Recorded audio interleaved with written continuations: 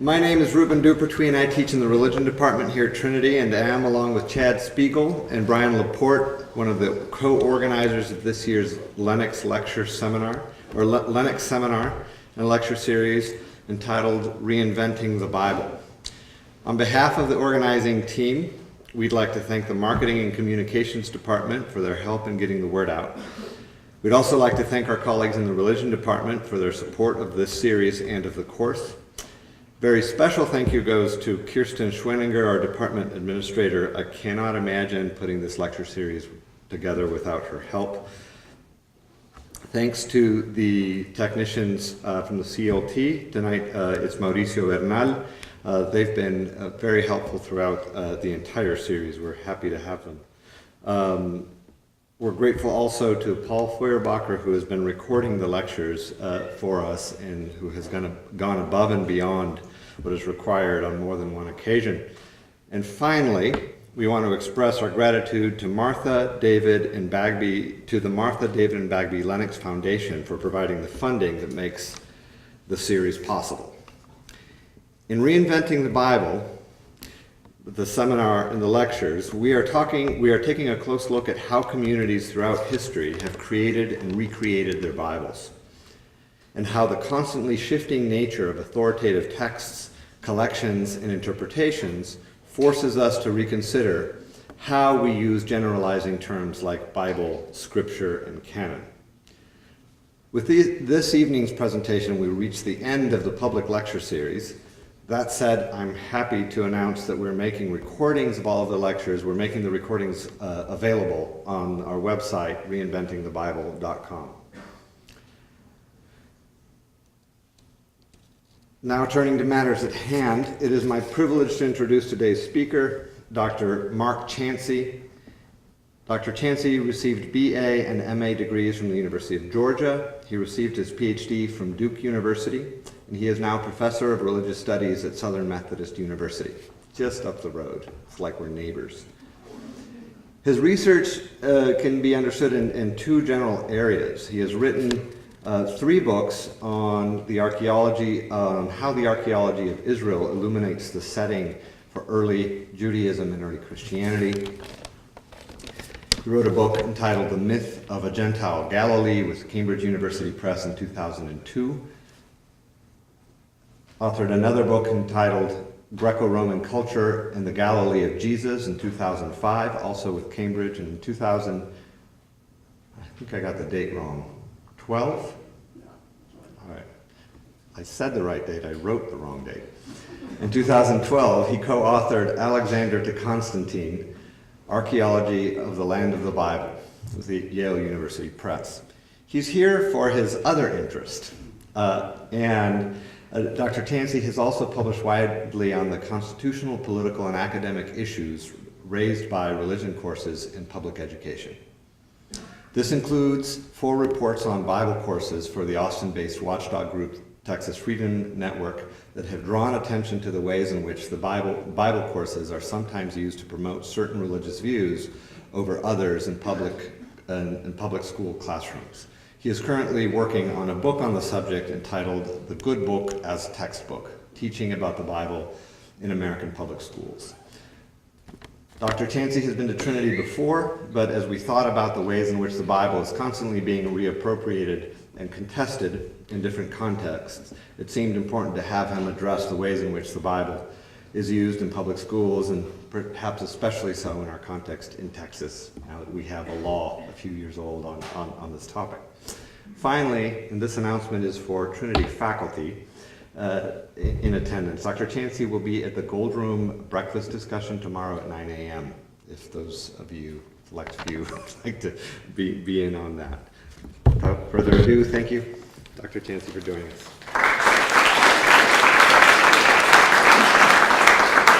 Well, thank you very much for the opportunity to come to Trinity and speak this afternoon, and thank you for coming to the lecture. I appreciate it.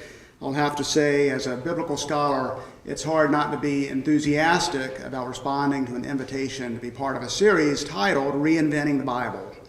So that's the sort of thing that we jump at, and I've enjoyed keeping up with the series and also keeping up with the website, with its blog posts and Bible in the News posts and the videos of the other speakers at reinventingthebible.com. It's just a great resource for the field in general. So thank you all. Thanks to the organizers for inviting me and to the Lennox Foundation for making this possible. My topic is the constitutional conundrum of teaching Bible history in public schools. The constitutional conundrum of teaching Bible history in public schools. And what I would like to do is explore several tensions that are created and exposed by Bible courses in those American public schools. I want to talk about the tension that's created between what the courts have said is permissible and what actually happens. The tensions between competing views of the Bible, between and within even those groups that regard it as Scripture, the tensions between scholarly views of the Bible and popular views of the Bible, the tension between reading the Bible as straightforward history versus using the Bible as one source of many for historical reconstruction. Basically, uncontroversial stuff. I should let you know at the outset that I am going to describe what's going on, and I'm going to talk about how we got to this point. But I am not, at the very last minute, going to unfurl a brilliant and genius idea that will solve all of the problems that we bring up. So that we all, I know. Some of you I know came for biblical bliss, and I can't offer it. But hopefully I can offer some insight into how we got to where we are with this. Because it's not a new situation. As it turns out, Bible courses have been offered as courses in American public schools for about 100 years. 100 years. And many of those courses have been framed as Bible history. Bible history. Now, by Bible history, let me define what I mean by that.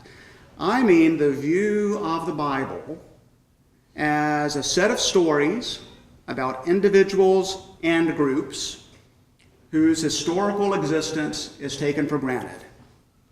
A set of stories about events that actually happened in the real world, and a set of stories that fit together in a chronological sequence.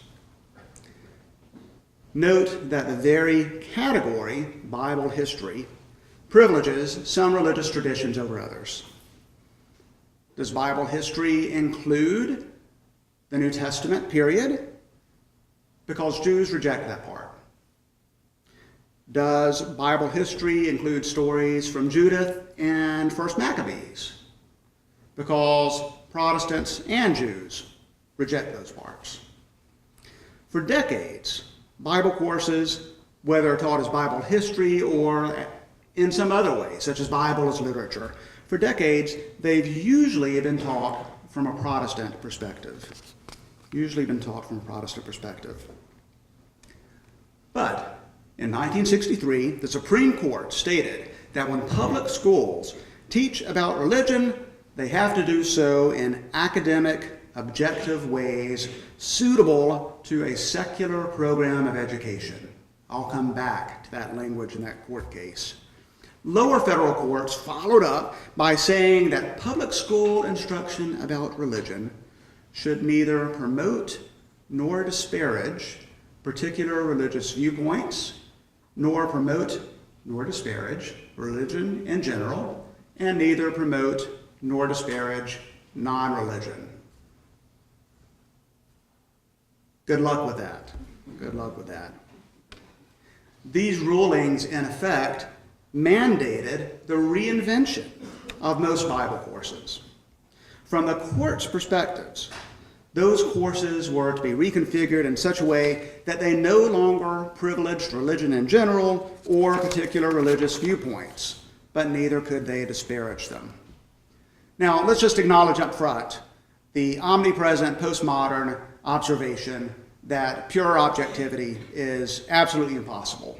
We know that, it's there, it can't be done, and let's bracket it aside for the rest of the evening. In this way, that's the standard that the courts have established.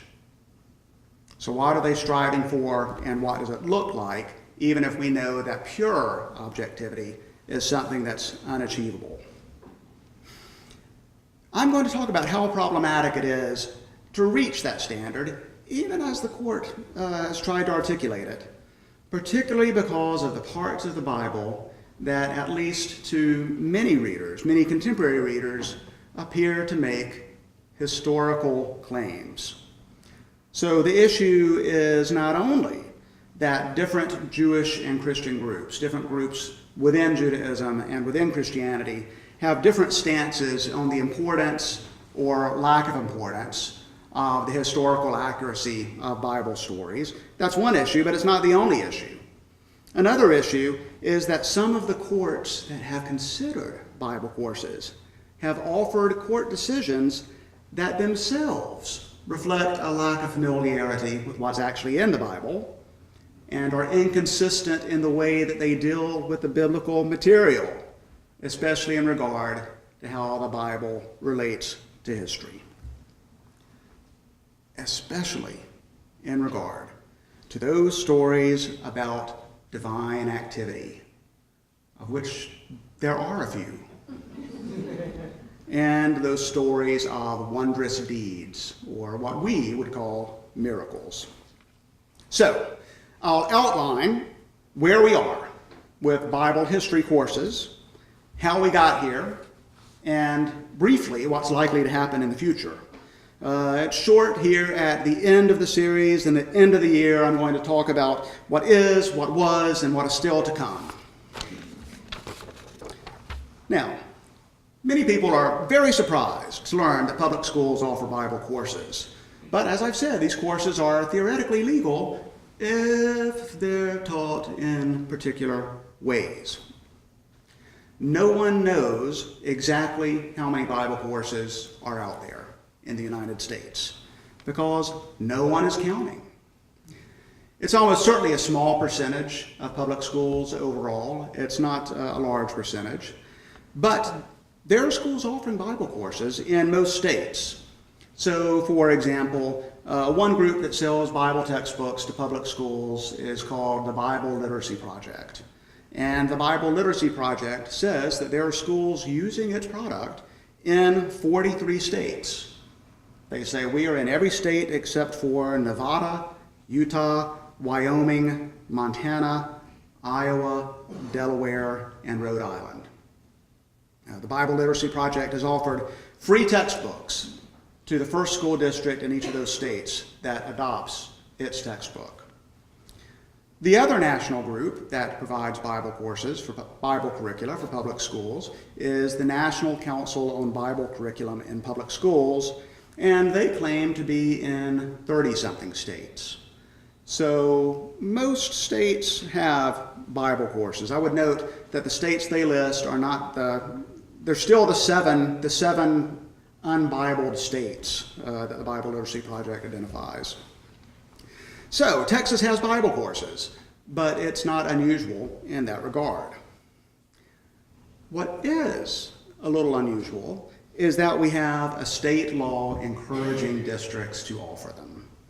Only a handful of states have actual laws telling school districts, we want you to teach Bible courses. Georgia was the first.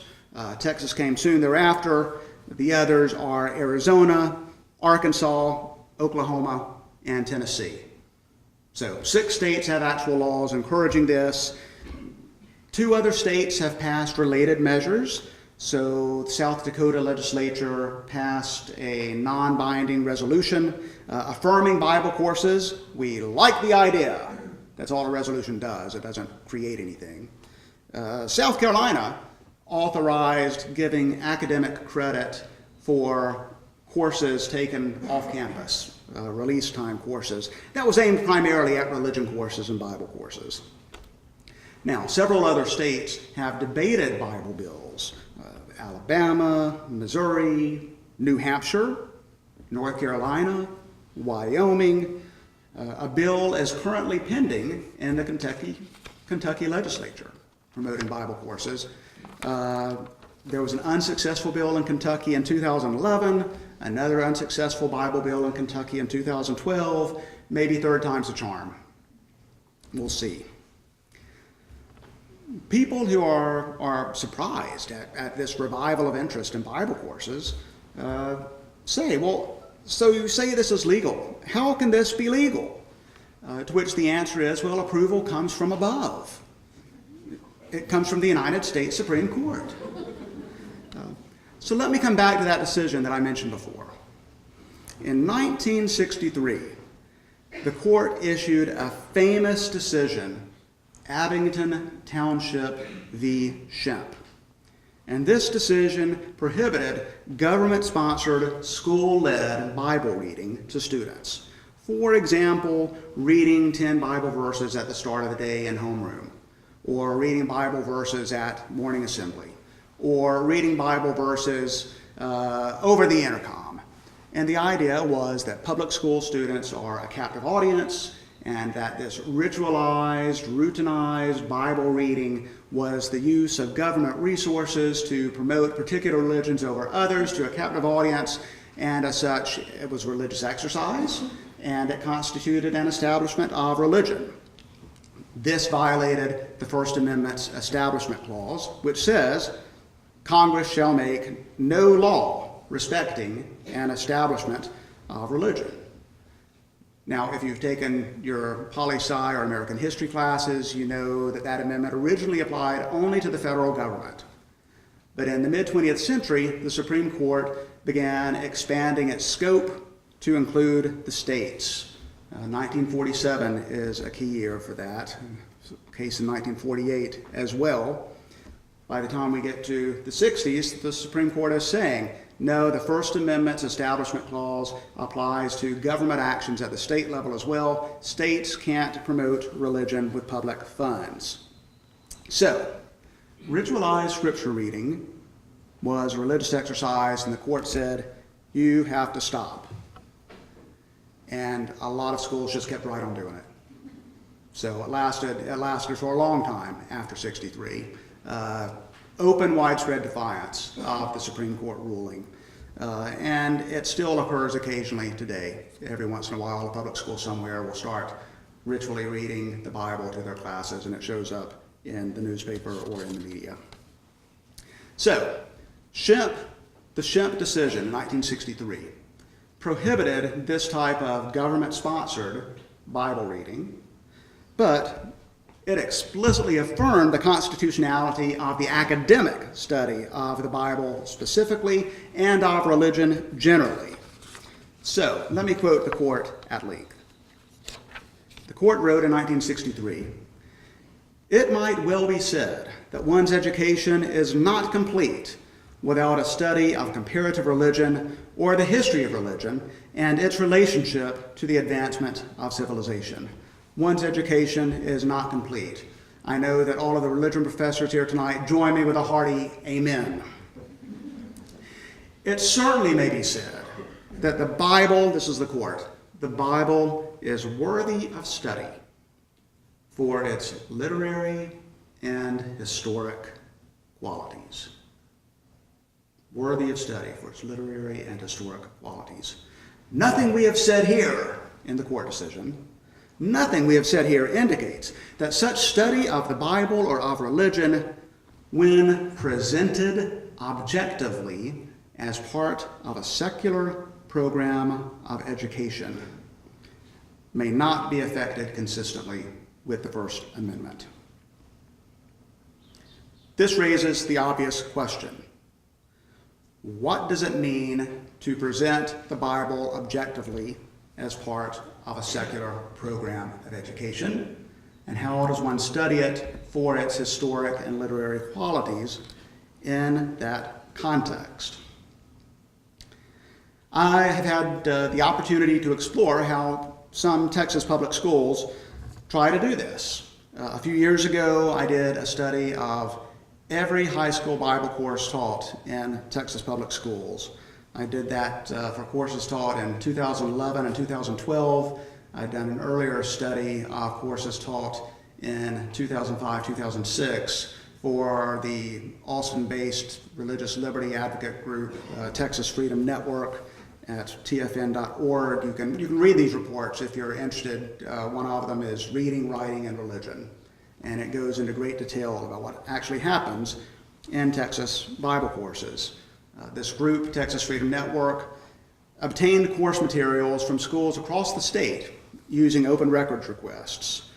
They got tests and handouts and assigned readings and textbooks and lists of videos, all sorts of classroom materials. All of that is public information. They got it, put it into huge big boxes, and shipped it to my front porch. And my summer was shot from that point on. In 2011, 2012, the most recent year, Bible electives were offered the most recent year I studied, Bible electives were offered either as social studies courses or as English language arts courses in 57 Texas school districts. Now we have over 1,000, so 57 out of over 1,000, as well as by 3 charter schools. The names of the courses they offered really varied. Bible as literature, the Bible in history and literature, the Bible and its influences, and those course titles suggest a focus on literary aspects and cultural influence of the Bible. But several courses had titles like Bible History or Bible as History or Bible History and Literature. And those titles imply, at least, that the Bible is a series of straightforward historical accounts. What I discovered when I began to work through all of those materials, and it was fascinating, was that regardless of what the course title was, many courses depicted the Bible as straightforward, unproblematic history. Now, Texas schools are not the only schools to do this. This happens in most other states too. Not all of the Bible courses that are offered are framed as Bible history, but many of them are. In fact, Bible history is the state of North Carolina's official shorthand title for Bible courses taught in that state. And there are a lot more Bible courses in North Carolina than in Texas. In 2011, 2012, do we have a North Carolinian in the building? No, I'm just asking you. Oh, okay. Well, North Carolina beat Texas. Texas had a few dozen in 2011, 2012, 57. North Carolina had 283 Bible courses taught at various grade levels. I suspect that those courses vary in character and quality, just as courses here in Texas do, but it's still noteworthy that the state of North Carolina categorizes all those courses as Bible history. Now, some examples of what's taught in Texas from various school districts, and I'm not going to name the school districts. You can look that up if you're interested in the report. Consider this course description from one school district for a high school Bible elective. The overall focus of the course will be a cursory overview of the historical events as they unfold chronologically in the Holy Bible from Old Testament through the New Testament. A lot of courses do this. Some Texas courses used timelines that confidently assigned dates to all types of stories, including the miracle stories. So these timelines gave the years that things occurred, such as the lives of Adam and Eve, Noah's Ark, Abraham, the Exodus, the conquest of Canaan. One school's timeline stated as fact, quote, Jesus returns to Judea, is crucified and resurrected. Jesus ascends to the Father's right hand, 33 or 30 AD. Another school district listed biblical events side by side with historical events from around the globe, reinforcing the message that the Bible is a straightforward historical source of events that we know happened without question. A chart used in another school district titled Historical Periods in the Bible began with the antediluvian period, before the flood, antediluvian, 4004 to 2348 BC, very specific when the flood happened, and ended with the Christian age, AD 30 to the present. Some classes learned that archaeology had confirmed the historical accuracy of the Bible. One used a PowerPoint presentation titled Moses and the Red Sea Crossing, Truth or Fiction, that concluded that the parting of the Red Sea was a historical fact. A slide from that school district stated, quote, "Sad to say, mainstream anti-God media do not portray these true facts in the light of faith, but prefer to skeptically doubt such archaeological proofs to the veracity and historicity of the biblical account, one of the most accurate history books in the world." A slideshow shown in another school district emphasized, and again I quote from the slide, "Christ's resurrection was an event that occurred in time and space. It was in reality historical and not mythological." Affirming that miracles actually happened as described in the Bible is a theological claim. I don't think there's anything wrong with making theological claims. I'm grateful to live in a country where people can make whatever theological claims they feel are right for them. But outside of particular religious circles, scholars are unanimous that we cannot verify that miracles happened using historical and scientific method. And so teaching in a public school that miracles happened is teaching students to read the Bible from particular religious perspectives. But here's the thing. If only the legal and pedagogical and hermeneutical challenges were limited solely to the miracle stories. Now, students who have taken religion classes know that academic scholars in both many religious circles as well as in secular circles have disputed at minimum or raised serious accuracy or flat out objected to the historical accuracy of many other stories too. And that's been going on since the Enlightenment, with hints before the Enlightenment. So then the historical issue isn't just whether God miraculously split the Red Sea. A related historical issue is whether or not Moses ever existed. The historical issue is not limited to whether God divinely aided Joshua so that the walls of Jericho came tumbling down. A related historical question is, was there ever a conquest of Canaan that remotely resembles the biblical narrative? Now, I want to emphasize, it's not that most scholars think that the Bible preserves no historical information. That would be an overstatement. It's not that most biblical scholars say none of these characters ever existed. It's not as if the majority scholarly opinion rules out the possibility that any of what's described or told or narrated in the Bible refers in some way or reflects actual events. Some does, some doesn't, and we argue amongst ourselves. That's how we make a living. My point for tonight, for this topic, is that the problem of historicity, whether Bible stories actually happened, is not limited to miracle stories. It extends beyond miracle stories.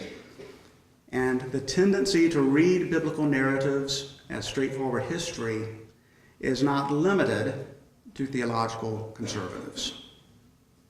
It's broader than that. About 40 years ago, 1974, 40 is a good biblical number, Yale theologian Hans Frey offered a very insightful analysis of the impact of the Enlightenment on biblical interpretation in a book called The Eclipse of Biblical Narrative. Now, there's been a lot of water under the bridge in 40 years when it comes to literary theory, linguistics, and hermeneutics. But sometimes classic categories are really useful for getting a handle on particular questions. And I think Fry offers a useful framework to explore the dilemma that Enlightenment era readers of the Bible faced. That was his topic. I think the categories can help us a little bit understand the challenges that public school teachers and federal judges and all sorts of readers in our society also face. Fry argued that before the Enlightenment, readers of the Bible very often made the reflexive assumption that many of its narratives were history. They often took it for granted, even though they may have been, and usually were, much more concerned with other ways to read the text. They were interested in reading it figuratively, or typologically, or allegorically. They often assumed it was history because the stories in the Bible are what Fry called history-like. It's a simple phrase, but it's very useful. They're history-like. They have characters with deep passions that are somewhat believable. They have events that are vividly described. But the Enlightenment introduced a distinction between history-likeness and historical likelihood. A distinction between history-likeness and historical likelihood. That's to say, many Enlightenment thinkers articulated a distinction between recognizing the realistic and history-like elements of biblical narratives and accepting their historical factuality, and those that separated the stories from whether the events actually occurred, whether those narratives refer to events that had actually happened. Now, different interpreters reacted in different ways to this new distinction between history likeness and historical likelihood. Some denied the historical factuality of some Bible stories. They just denied it. They said, these stories do not describe events that actually happened. Other Enlightenment and post-Enlightenment readers pushed back the opposite way, and they argued for their historical factuality. Yes, these stories did happen. The result, Fry said, is that post-Enlightenment readers have often had a hard time making meaning with the text without worrying about these issues of historicity in a way that most readers did not before the Enlightenment. And for some readers, historicity, whether it happened, whether it's accurate, for some readers, that's become the most salient point of reading it. And we can see this in strands of, for example, conservative Protestant interpretation. Now, for our purposes, I just want to note that this distinction that Fry made between history likeness, looks like history, and historical factuality actually happened.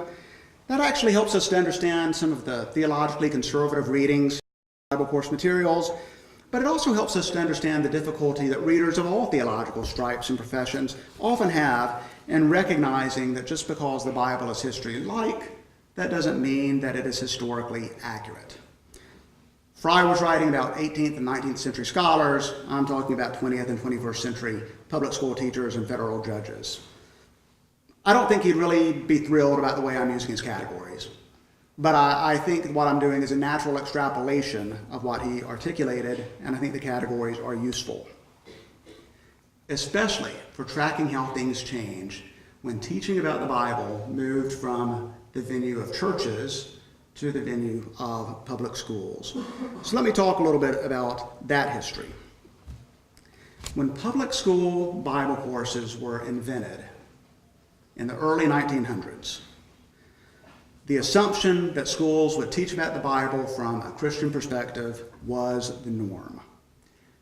Christians were the primary drivers and creators of these Bible courses. In the 1910s, church people and educators in multiple states began experimenting with ways to combine religious and public education. Greeley, Colorado was an early leader of this. Gary, Indiana was another early leader. The state of North Dakota began experimenting with this. And once the experimentation started, it took off. It spread quickly to dozens of states. So suddenly all of these states are experimenting with different ways to combine religious and public education. And they came up with every combination you can imagine. Studying religion for academic credit, studying religion but not for academic credit.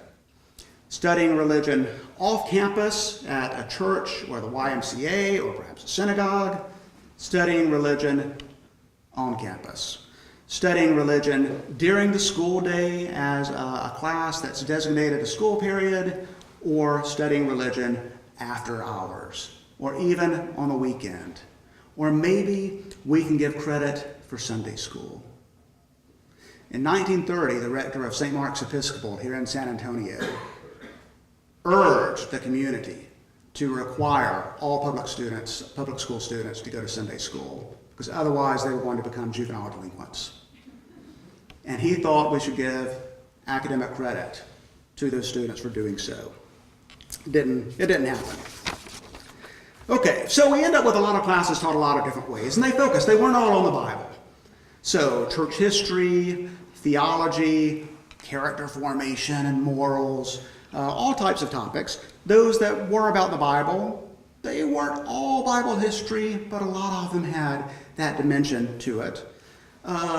Latter-day Saints had classes, especially in Utah, and in many areas, Catholics and Jews had their own classes that were integrated into this, although it's not clear to me how many Jewish Bible courses there were. I've only found a vague reference to one in upstate New York in the 1930s. Jews did something else.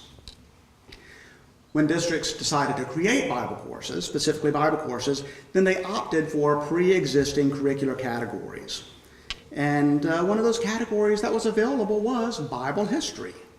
Parochial schools have been teaching courses on Bible history for decades. Christian colleges have been teaching courses on Bible history for decades. And so religious educators looked out. They said, oh, here's a great box, Bible history. Let's take it, let's apply it, and boom, suddenly we have Bible history in public schools. And it's not just a Bible Belt phenomenon. States across the United States created syllabi for these courses, not just Bible Belt states. You get state-approved syllabi in, say, Montana or Vermont, up in Maine, for example. So these courses were common, although they were never universal, in many states until the mid-century. Then in 1948, we get a case where the Supreme Court says you can't bring in clergy or religious teachers onto campus during the school day to give religious instruction. That's unconstitutional. That's an establishment of religion. You can't do it. Well, that banned one type of study about religion, but it left kind of vague, well, what about these religion for credit classes that aren't taught by clergy for religious purposes? Is that okay? Furthermore, that decision left vague what it took for a course to be sectarian. After that 1948 case, people said, as long as a course is not denominational in a public school, it's okay. It can be generically Christian. It just can't be denominational. So, the 1963 Shemp ruling made that much harder to argue because it called for objective study as part of a secular program of education. And people just weren't sure what to do with that call. So, now you've got this sharp mandated distinction between how churches can teach and how public schools can teach. And it fell to the lower courts to decide what it meant to do objective secular education. Let me tell you about some of these cases. The most famous was about the Chattanooga Bible course, which dates back to 1922. In 1979, Bible teachers were told how they could teach the Bible class. And here's what the Bible teachers were told. We are to let the Bible speak for itself. Under no circumstances are we to try to give a slant towards any denomination. No sectarian doctrines or church rituals or creeds are to be taught. Criticism is not to be made of anyone's faith or religion. The Bible alone is to be taught without interpretation. this was a Bible as history approach. And in 1979, somebody took them to court. The judge issued a whole series of rulings about this Bible course, and he gave us a lot of information about the curricula that were used across the grades. It was K through 12. So he required the extensive revision of the elementary school curricula, and after the school district had revised the curricula, the judge commented on the new lessons, the new improved lessons. He said, a majority are based upon Old Testament characters and incidents, and a minority are based upon New Testament characters and incidents.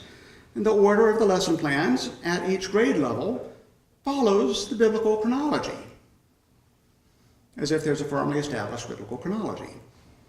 Still sounds a lot like Bible history, but the judge said these new revised lessons, they are fine, except for this one fourth grade lesson, which is still unconstitutional. This lesson cannot be taught. What was problematic about the one fourth grade lesson? You're going to love this. He wrote, that lesson proposes the teaching of the resurrection of Jesus as recounted in the New Testament. The account of the resurrection forms the central statement of the Christian religious faith. Its only reasonable interpretation is a religious interpretation.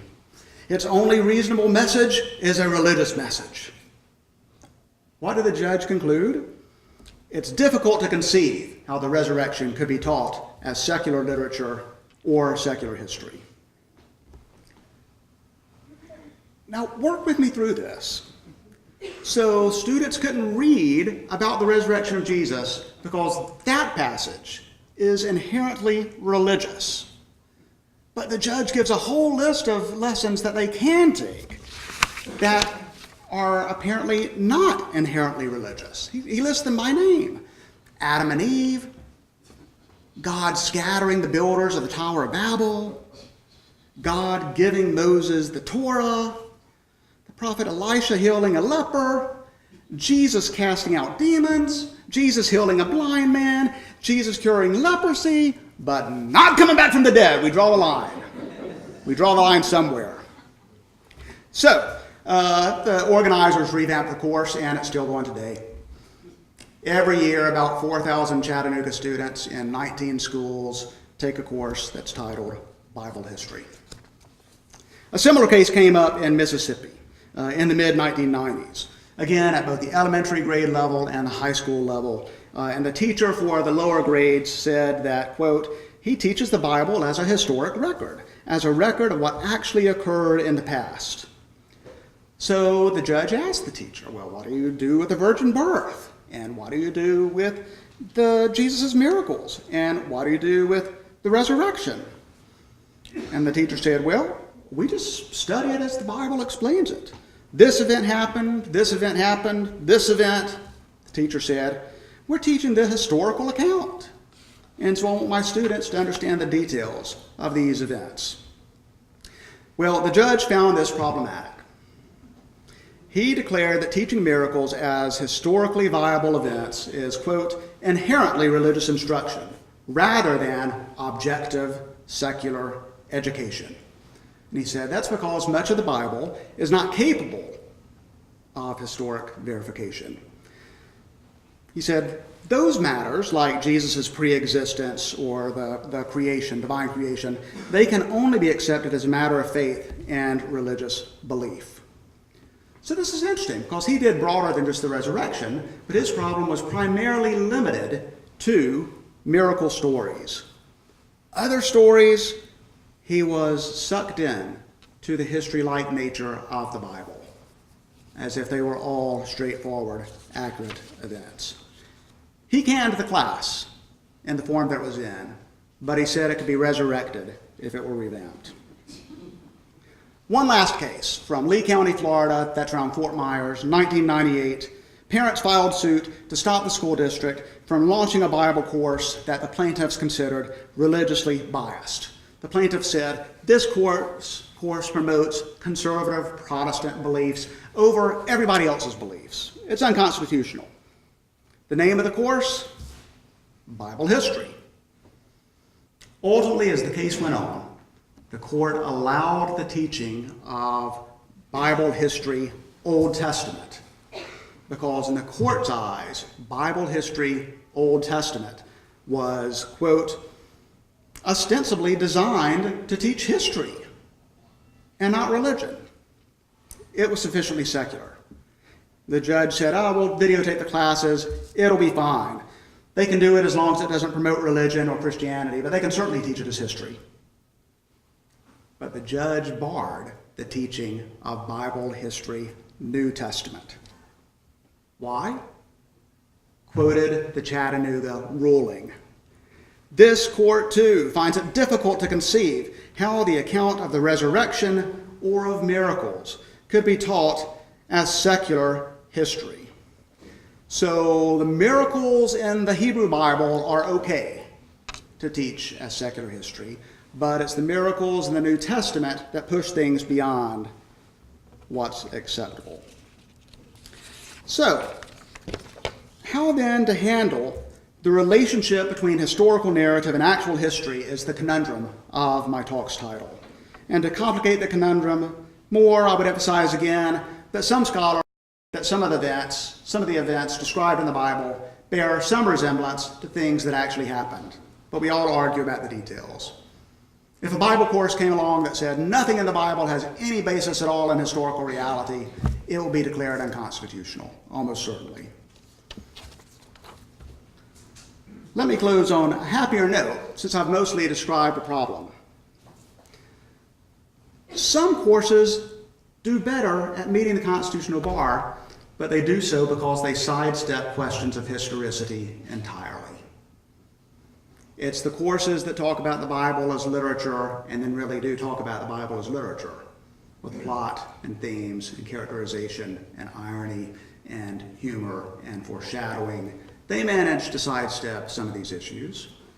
Courses that talk about the reception of the Bible in spheres of culture, the Bible in Western world literature, music, art, they manage to do okay. Some courses talk about how biblical texts reflect the ancient world without making that jump to assuming they all are telling accurate history. But there are courses that manage to get closer to the court standard than to the Bible history. And in fact, Northeast ISD here in San Antonio seems to accomplish this. So I don't want to say it can't be done. Some courses do and will meet legal muster, but others don't and never will. And the next time you read online about a Bible bill or a Bible course, I hope you'll think to yourself, well, I wonder how that course would handle the constitutional conundrum. And if controversy ensues, remember, really, there is nothing new under the sun. Thank you very much.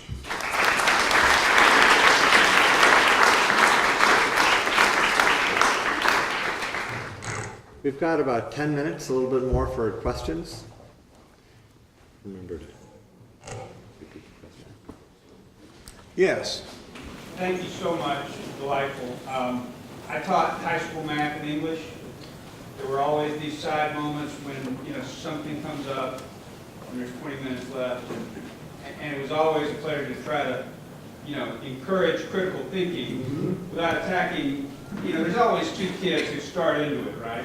And it becomes a teachable moment. So I didn't want to assault either of their opposing presuppositions, but I would try to get them to play out the reasoning. And my question is about historicity. Okay.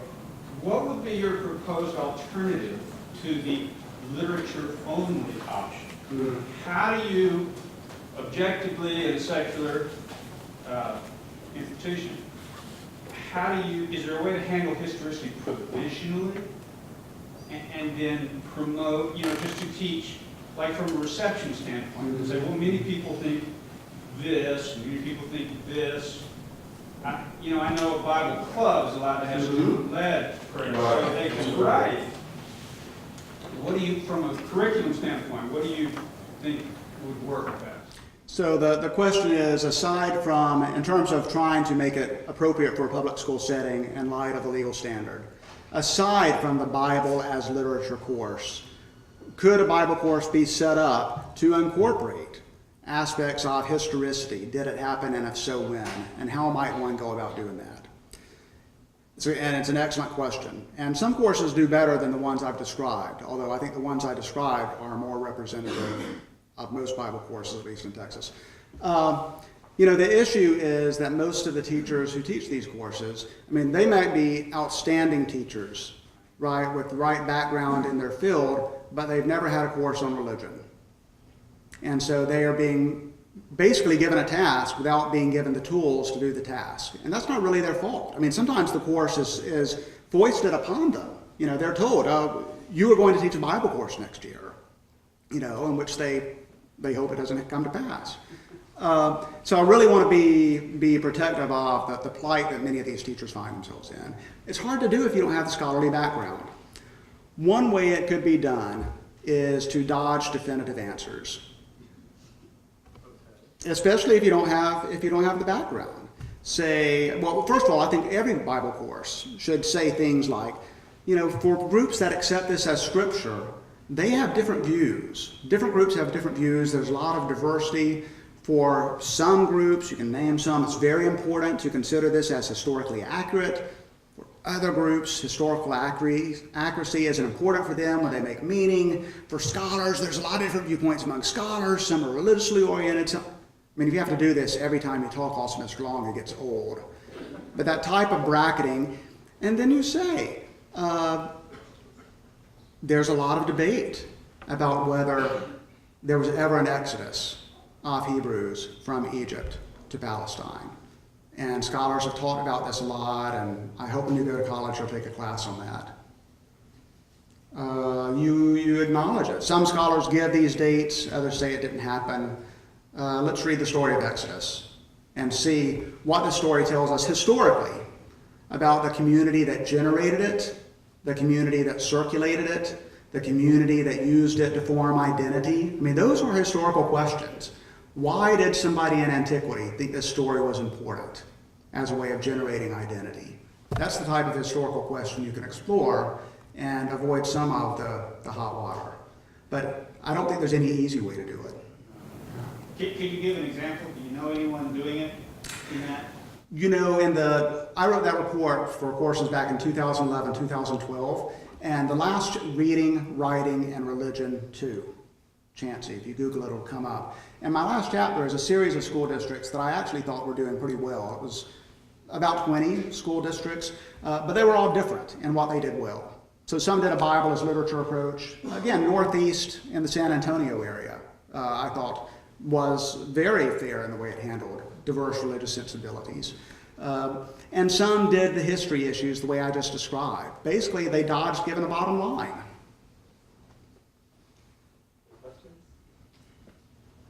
All the way in the back, I see.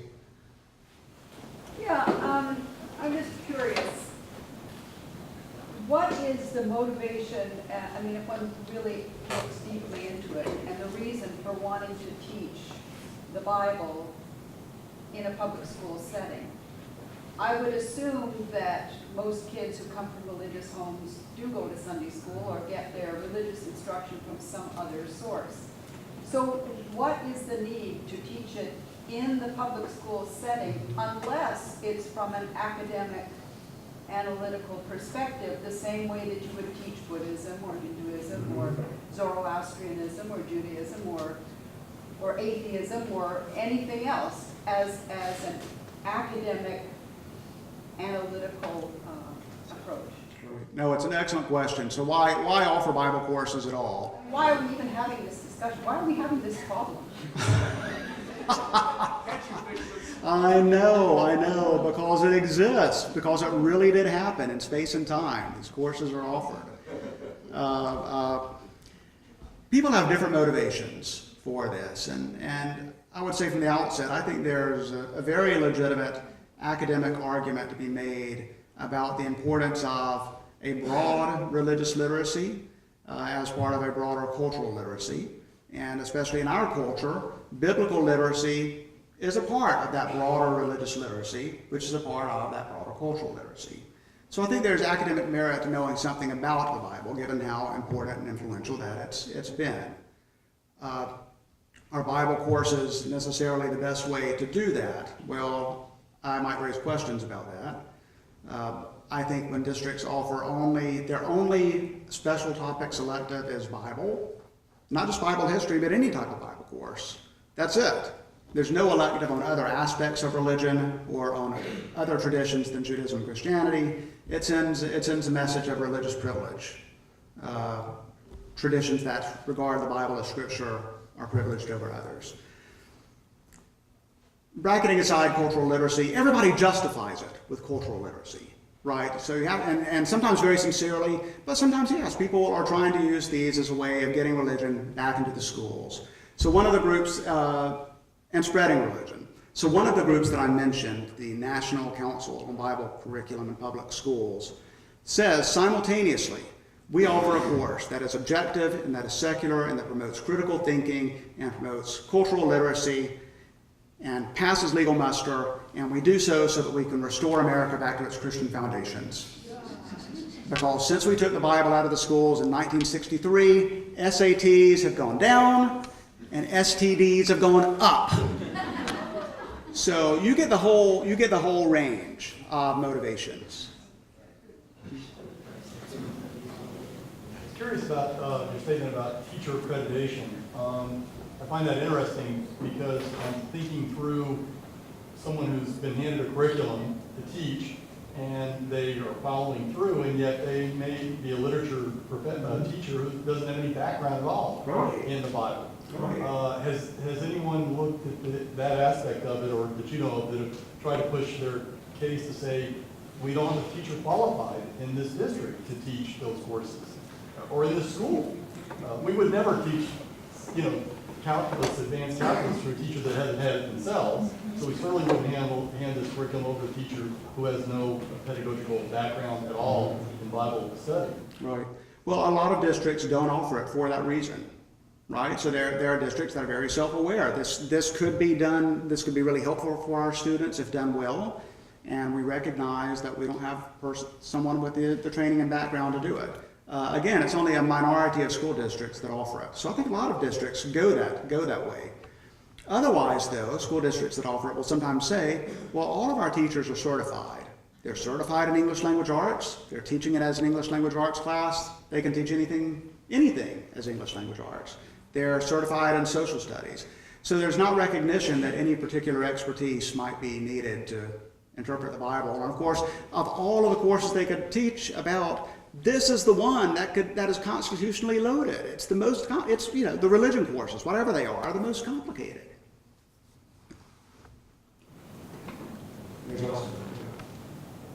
Well, I think there's kind of an absurdity in teaching Bible studies unless you're teaching studies from all of the other texts. It makes no sense. I don't see how it can be constitutional. I completely see that point. How is it not just favoritism towards Christianity when a district offers only a course that's all about Bible? Most states you could make up a special topics elective on anything you wanted to.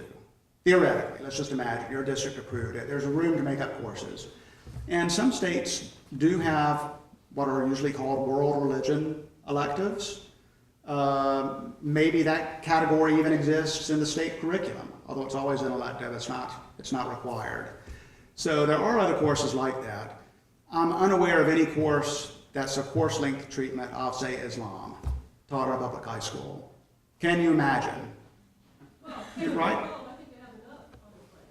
Well, exactly. I mean, can you imagine the pushback if that happened?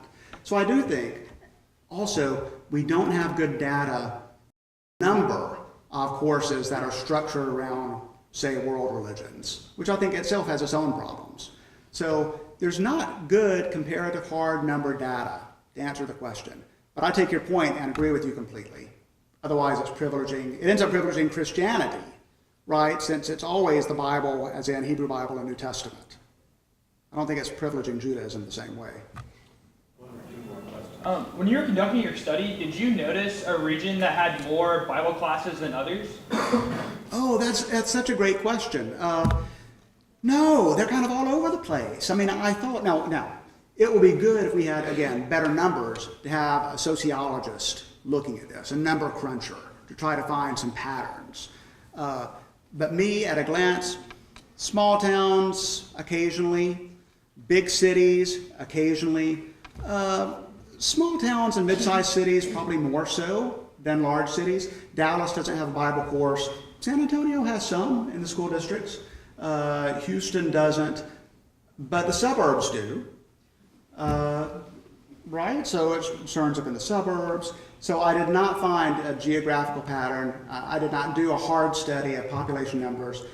It's hard because these courses come and go.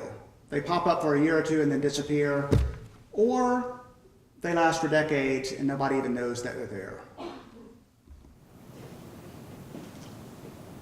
Thank you. With that, we've got one last question. Okay. Is there any data regarding like the long-term outcome on children that have been exposed to these courses? Oh boy. Is there any data about the long-term outcome on children who've been exposed to these courses? So there are publications that consider that issue. Are the publications themselves the highest quality studies? So one can find an article or two that suggests that if you take a Bible literacy course, and I say Bible literacy to say it doesn't have to be Bible history, a Bible literacy course, it has a positive impact on SAT scores. I'm not a number cruncher. From my non-number cruncher perspective, I was not entirely persuaded by the argument. I recently read a study that said this was about released time Bible credit. Leave school, go somewhere else, take a Bible course, come back. It lowered juvenile delinquency rates. That one wasn't in a refereed journal. It was a group promoting courses that was trying to come up with arguments. So there are a few actual journal articles out there, but even the things that are in academic refereed journals, I read them having seen what I've seen, and I leave with all sorts of questions. So thank you for the question. I'm for reducing juvenile delinquency, though. I'd like to leave you with that. I want to thank Dr. Chancey and thank you for joining us.